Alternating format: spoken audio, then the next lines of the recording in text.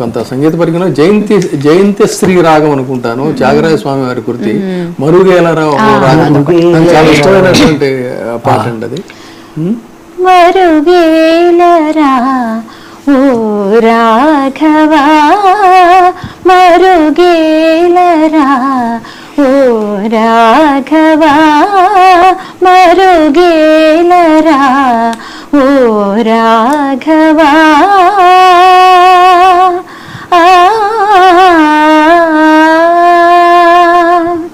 మరుగేల చెర చెర రూప పరాపర సూర్య సుధాకర లోచన,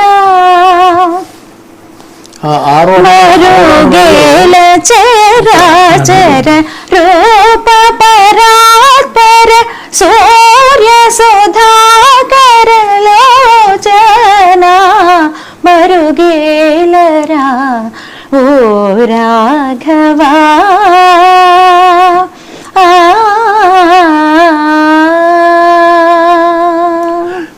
కన్నడంలో అమ్మ ఒక పాట ఆరోహణ ఒక రాగంలో, అవరోహణ ఒక రాగంలో కంపోజ్ చేశారు ఒక ముందే. ఆ పాట గురించి జానకమ్మ గారు ఎప్పుడు చెప్తారు, ఒక అద్భుతం.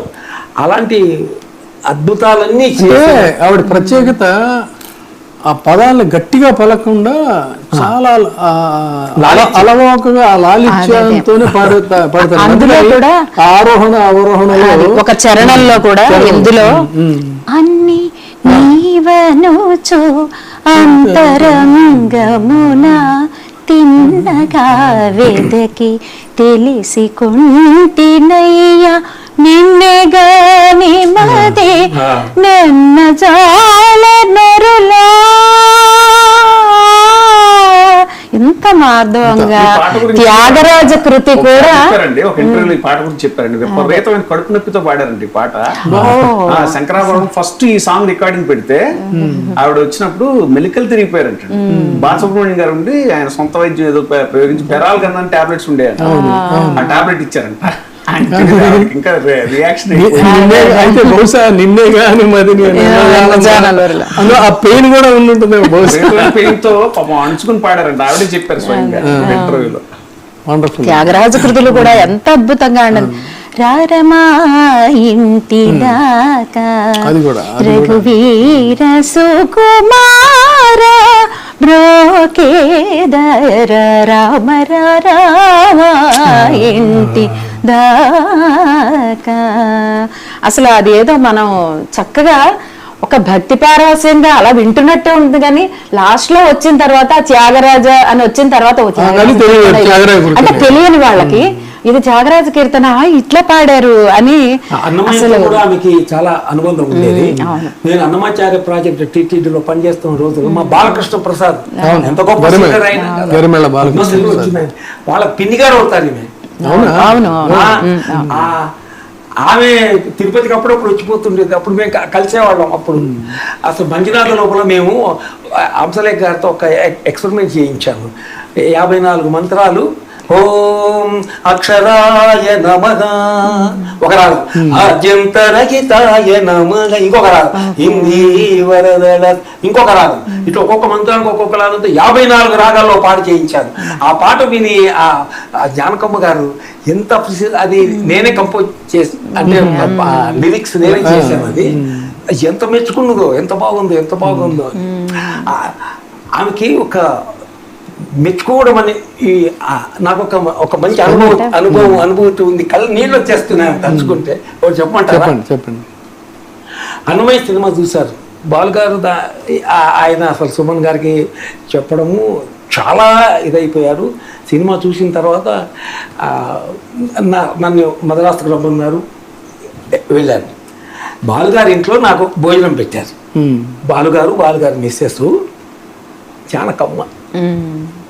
నాకు ఒక అరిటాక్ వేసి కూర్చోబెట్టి ఆ ముగ్గురు కొస్తరి వడ్డించడం, అప్పుడు అన్నమయ్య గురించి మాట్లాడటం, అది ఎలాగొచ్చింది, ఆ ఐడియా ఎలాగొచ్చింది, ఒక్క పాట పాడవా అని, ఎంత బాగా అని ఆమె పులకిస్తూ చెప్పడము. బాలుగారు అసలు భారతదేశంలో వచ్చిన గొప్ప సినిమాలు, గొప్ప క్లైమాక్స్లు అని ఒక 10 తీస్తే దాంట్లో అన్నమయ్య ఉంటుంది అని వాళ్ళు చెప్పడము.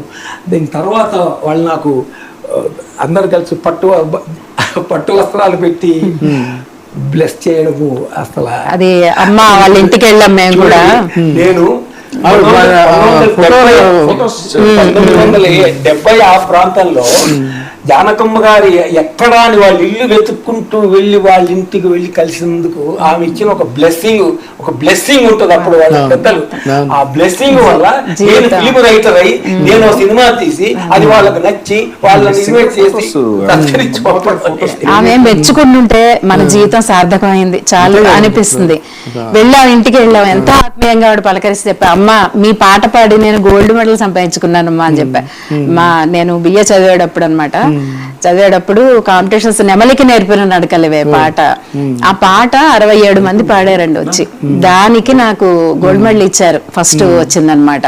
ఆ పాట పాడాను. ఒక చరణం. నెమలికి నేర్పిన నడకలివే, మురళికి అందని పలుకులివే, శృంగార సంగీత నృత్యాభినయ వేళ చూడాలి నా నాట్యలీలా, నెమలికి నేర్పిన నడకలివే, కలహంసలకిచ్చిన పదగతులు, ఎలకోయిల మెచ్చిన స్వరజతులు, ఎన్నెన్నో వన్నెల వెన్నెలలో, ఏవేవో వన్నెల కిన్నెరలు, ఎన్నెన్నో వన్నెల వెన్నెలలో, ఏవేవో వన్నెల కిన్నెరలు, కలసి మెలసి కళలు విరిసి మెరిసిన కాళిదాసు కమనీయ కల్పన వల్ప శిల్పమణి మేఖలను శకుంతలను, ఓ నెమలికి నేర్పిన నడకలివే. అట్లా అది పాడుతుంటే అవును మురళి అని పేరు పెట్టారు. ఎంత బాగా పాడావని ఎంత మెచ్చుకున్నారో నిజంగా.